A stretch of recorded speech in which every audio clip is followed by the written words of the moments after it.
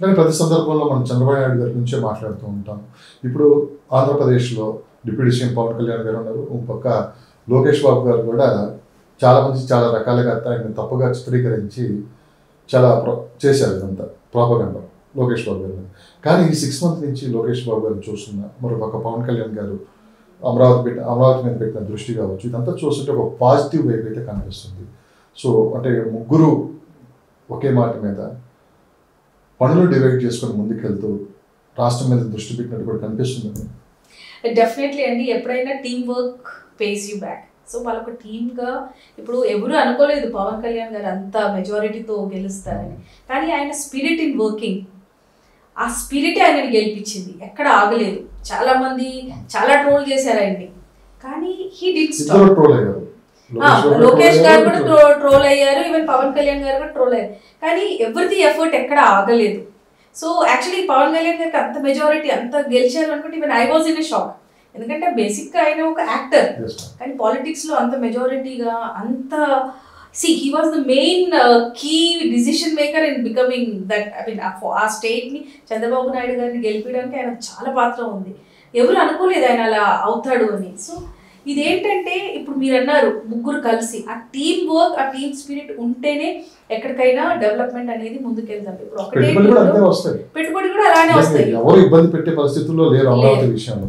గతంలో ఏంటంటే ఒక స్టెప్ వేద్దామంటే రకరకాల కోర్టు కేసులు, రకరకాల ఎన్నో ఇబ్బందులు. కానీ ఇప్పుడు ఈ 5 సంవత్సరాలు అయితే ఎక్కడ ఇది కనిపించదు.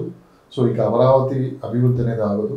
సో మొదటి స్టెప్ అనేది రేపు జనవరిలో పడిపోతుంది. 2020లో ఫస్ట్ స్టెప్ పనులు కూడా శ్రీకారం చుడుతుందని చెప్పి వినిపిస్తుంది అనమాట. ఇప్పుడు ఇన్వెస్ట్ చేసేవాళ్ళు ఏంటి, ఇంకా ఏం చూసి అక్కడ ఇన్వెస్ట్ చేయాలంటే చంద్రబాబు నాయుడు గారిని చూసి ఇన్వెస్ట్ చేయాలా, లేదు చంద్రబాబు నాయుడు గారు ఇక పనులు మొదలు పెడుతున్నారు వీటిని బేస్ చేసుకుని ఇన్వెస్ట్ చేస్తూ ముందుకెళ్ళాలంటే? బేసిక్లీ వీళ్ళు చేసిన అనౌన్స్మెంట్స్ ఒకసారి వర్క్ స్టార్ట్ అయ్యింది అంటే మాత్రం అది ఎక్కడికి ఆగదండి. సో ఇప్పుడు మీరు అన్నట్టు జనవరి నుంచి వర్క్ అయితే స్టార్ట్ అవుతుంది, ఎందుకంటే ల్యాండ్ అక్విజిషన్ అయితే స్టార్ట్ చేసేసుకున్నారు ఆల్రెడీ. సో వాళ్ళు ఒక్కసారి స్టార్ట్ అయ్యింది అంటే ఇంకా no government can come and stop. ఎందుకంటే ఇది ఆల్రెడీ ఒక జియో పాస్ చేసి ఒక అదేమంటారు ఒక రకమైన పాలసీతో స్టార్ట్ చేస్తున్నారు ఇది. సో గవర్నమెంట్ పాలసీస్ కూడా ఇప్పుడు అనుకూలంగా ఉన్నాయి పబ్లిక్కి. డెఫినెట్లీ స్టేట్ దగ్గర డబ్బులు లేవనేది చాలా మటుకి వినపడుతుంది, బట్ ఇన్వెస్టర్స్ని అందుకే వాళ్ళు బయట నుంచి తెచ్చుకున్నారు. Okay, they might be giving a stake, but still అక్కడ కూడా డెవలప్మెంట్ అయితే జరుగుతుంది. సో ఇది ఒక్కసారి వర్క్ స్టార్ట్ అయ్యింది అంటే then nothing can stop the state. ఇంకోటి ఏంటంటే Andhra was never a backward state. ఆంధ్రని ఎప్పుడు బ్యాక్వర్డ్ స్టేట్, అన్డెవలప్డ్ స్టేట్ అనేది మనం అనుకోవడానికి లేదు. ఆంధ్రప్రదేశ్కి ఆ సిచ్యువేషన్ ఎందుకు వచ్చిందంటే Andhra and Telangana was joint. So Hyderabad was capital కాబట్టి మొత్తం హైదరాబాద్ మీద ఫోకస్ అయింది, హైదరాబాద్ డెవలప్ అయింది. దట్ స్టేట్ వాజ్ నెగ్లెక్టెడ్ తప్ప it was never a backward class. ఎందుకంటే ఆంధ్రలో మ్యాక్సిమం చదువుకునే వాళ్ళే ఉన్నారు, ఇంకోటి డబ్బులున్న వాళ్ళు కూడా ఎక్కువ ఆంధ్రలో. సో వాళ్ళ స్టేట్ని వాళ్ళే డెవలప్ చేసుకోవడానికి అలాంటి ఒక నేత ఉన్నప్పుడు I don't think that is a hard thing. ఇప్పుడు చాలా మటుకి యూనో కమెంట్ చేస్తారు హైదరాబాద్ లాగా రావాలంటే 400 years పడుతుంది అని, కానీ అట్లా అంత ఉండదండి. ఎందుకు అంటే హైదరాబాద్ లో రియల్ గ్రోత్ ఎప్పుడైంది, హైటెక్ సిటీ పడినాక అయింది. Okay, that was in 2004 or 2004 అనుకుంటా. ఓకే, సో ఆ 2004 నుంచి 2024కి ఓన్లీ 20 years పట్టింది. సో అప్పట్లో మనకి ఇంత ప్లానింగ్ కూడా లేదు, ఇంతగా మనం విజనరీగా మనం ప్లాన్ చేసుకోలేదు. అది ఒక ఆర్గానిక్గా అది పెరుగుకుంటూ పోయింది. కానీ ఇప్పుడు ఈ యొక్క స్టేట్ని అంత ప్లాన్డ్గా చేసుకోవాలి అనుకుంటే అంత టైం అయితే పట్టదు. ఎందుకంటే హైదరాబాద్ గ్రోత్ లో ఒక షేప్ అయితే వచ్చేస్తుందండి. 10 years లో స్టేట్ అయితే మంచి షేప్ లోకి వస్తుంది. ఇంకోటి ఏంటంటే నెక్స్ట్ ఎలక్షన్ ప్రిడిక్షన్స్ కూడా చంద్రబాబు నాయుడు గారు అంటే టీడీపీ గవర్నమెంటే ఉంది. ఎందుకంటే గత ప్రభుత్వం వచ్చే ఛాన్సెస్ అయితే చాలా తక్కువ ఉన్నాయి, because people are happy and contented. ఎందుకంటే మేము కూడా ఇన్వెస్టర్స్తో కానీ అక్కడ భూములు ఉన్న వాళ్ళతో మాట్లాడుతూ ఉంటాం కాబట్టి మాకు అర్థమైంది ఏంటంటే people are happy there, at least something is happening. ముందులాగా ఇప్పుడు పెన్షన్లు అవి ఇవన్నీ టైంకి రావట్లేదని కూడా ఉంది, బట్ దానికంటే important is development of the state. So development మీద they are focusing more now. So first time రాగానే చేసింది రోడ్స్, అదే that itself it shows infrastructure ఎక్కడ బాగుంది.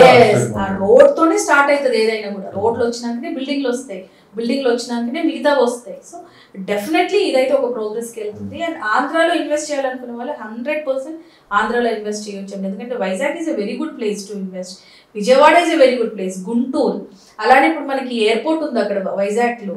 సో భోగాపురం ఎయిర్పోర్ట్ అది కూడా చాలా ఫాస్ట్గా వర్క్ నడుస్తూ ఉంది. సో ఇంకా ఐ థింక్ ఆంధ్ర వాళ్ళకి ఒక నెగిటివ్ థాట్ అవసరం లేదు, ఎక్కడున్నారో అక్కడ ఇన్వెస్ట్ చేసుకుంటే చాలు. సో నెగిటివ్ థాట్ అన్నారు, ఫస్ట్ 2 months కొంచెం భూమి బాగుంది, తర్వాత కొంచెం డౌన్ అయింది. ఈ నెగిటివ్ థాటా లేకుండా రేట్లు పెరగడం వల్ల అంటే మీరు ఏం చెప్తారు? రేట్లు పెరిగాయని ఇలా అంటున్నారు, రేట్లు ఒక 10-20% పెరిగిన మాట వాస్తవం, ఆటోమేటిక్గా ఎక్కడైనా అది పెరిగిద్ది. సో అదేనా రీజన్ లేకపోతే ఇంకేమైనా ఉందా? మీరు గోల్డ్ కొనుక్కుంటారండి, సో గోల్డ్కి రోజుకి ఒక్కొక్క రేట్ ఉంటుంది. ఎస్, ఇప్పుడు ఆంధ్రాలో రేట్ పెరిగింది అంటున్నారు, కానీ ఆంధ్రాలో రేట్ యాక్చువల్లీ దీనికి ముందే ఉంటుంది. 10 years బ్యాక్ ఏదైతే రేట్లు ఉన్నాయో ఆంధ్రాలో ఇప్పుడు కూడా అవే రేట్స్ ఉంది, కాకపోతే మధ్యలో పడిపోయింది because the government was not friendly, previous government. అంతే తప్ప రేట్లు పెరిగాయి అని మాత్రం నేను ఇప్పుడు హైదరాబాద్లో ఎట్లయితే రేట్లు పెరిగినాయో సిమిలర్లీ ఆ ఒక రేషియోలోనే ఆంధ్రాలో కూడా పెరిగింది.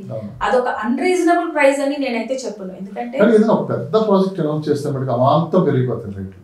ఎస్, సో ఇప్పుడు వెయిట్ చేస్తున్నారు ఎప్పుడు ఏ ప్రాజెక్ట్ వస్తున్నది అమరావతి, అదే తప్పు చేస్తున్నారండి, అది తప్పు అంటారు, అది తప్పు చేస్తున్నారు. ఎందుకంటే this state is not going to stop, development will not stop. ఇప్పుడున్న ప్రైజెస్ లో ఇప్పుడు కొనుక్కుంటే చాలా బెటర్, ఎందుకంటే ఏదైనా పెద్ద ప్రాజెక్ట్ అనౌన్స్ అయినాక మళ్ళీ ఆ రేట్లు రావు.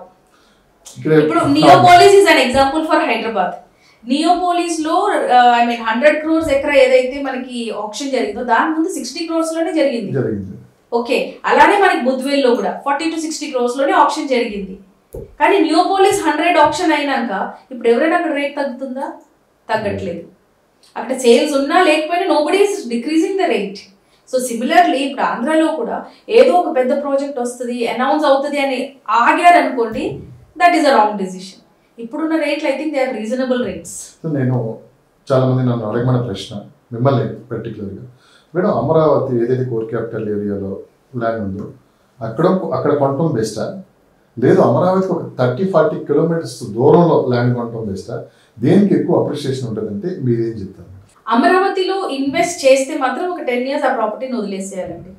ఇది అమరావతి కోర్ క్యాపిటల్ లో కొనుక్కుంటే 10 years పడుతుంది. 10 years, ఎందుకంటే ఇప్పుడు ఒక మంచి అప్రిసియేషన్ రావాలి అంటే ఇప్పుడు I will give you one example. ఇప్పుడు నేను ఒక డెట్ ప్రాపర్టీలో ఇన్వెస్ట్ చేసి దాంట్లో అప్రిసియేషన్ రావాలి అంటే ఐ హ్యావ్ టు వెయిట్.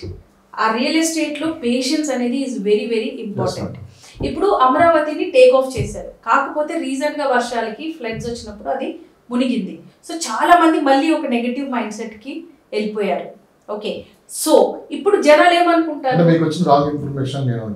అది రాంగ్ ఇన్ఫర్మేషన్. ఎందుకంటే పాత వీడియోస్ స్వయం చూశాను, విజయవాడలో 1-2 ప్రాంతాలు ఏదైతే సింగనగర్ ఇవి ఉన్నాయో ఆ బుడమేరు వాగు వల్ల అవి మునిగిపోయాయని, అమరావతిలో ఎక్కడ చుక్కనే మిగిలినట్టు ఏదో గొంతుల్లో నీళ్లు ఫోటోలు తీసి పెట్టారు. అది నిజమా కాదా? ఓల్డ్ వీడియోస్ అవి మనకి ఏదైతే, ఎందుకంటే అక్కడ నుంచి నాకు I keep getting calls from Andhra every time. So అంత మునిగిపోయిన ప్లేస్లో ఎవరు పెడతారంటే లైవ్ వీడియో కాల్ చేసి చూపెట్టారు. సో మనకి ఈ న్యూస్లో ఏదైతే వీడియోస్ రొటేట్ అయ్యాయో they were actually some previous many years back, అప్పుడెప్పుడో జరిగిన ఫ్లడ్స్ వీడియోస్ని వాళ్ళు తీసి అమరావతి మునిగిపోయింది అనే ప్రచారం చేశారు తప్ప దానివల్ల ఇంకోటి జరిగింది. అక్కడ ఏంటంటే అక్కడ అమ్ముకోవాలనుకున్న వాళ్ళు లేఅవుట్లు వేసిన వాళ్ళకి చాలా పెద్ద దెబ్బ అయింది అది. సో అది యాక్చువల్లీ అట్లా కాదు. నేను ఎందుకు మిమ్మల్ని అడిగి ప్రశ్న అడిగంటే విజయవాడ చుట్టుపక్కల గుంటూరు ఇవన్నీ మీకు బాగా తెలిసిన ప్లేస్. సో రియల్ ఎస్టేట్ మీద పెద్ద ఎత్తున రీసెర్చ్ చేశారు మీరు. నాట్ ఓన్లీ రియల్ ఎస్టేట్, ఆ ప్రాంతం ఎలా ఉంటుందో కూడా మీరు ఒక 3-4 years అక్కడే ఉండి చూసిన వాళ్ళు మీరు నిజాలు చెప్తారు, మీరు వాస్తవాలు చెప్తారని చెప్పి. ఎందుకంటే మీరు రియల్ ఎస్టేట్ ఎక్స్పర్ట్గా చాలా ఛానల్స్లో మీకు అనుభవం చెప్తూ ఉంటారు. కానీ ప్రజలకు కూడా వాస్తవాలు ఏంటో తెలియటానికి ఈ ప్రశ్న పెట్టండి. అవునండి, ఇప్పుడు వాట్ యూ కాల్ దట్, మన కాజా టోల్ గేట్ దగ్గర చాలా విల్లా ప్రాజెక్ట్స్ ఉన్నాయి. ఇప్పుడు కూడా స్టార్టింగ్ ప్రైస్ అక్కడ 1.5 crores ఫర్ 1 villa. 1.5 crores నుంచి 4-5 crores వరకు ఉన్నాయి. అక్కడ ఏ డెవలప్మెంట్ లేని ఆ ప్రైజెస్ లో అమ్మరు కదా. And most of the villas are completely occupied also.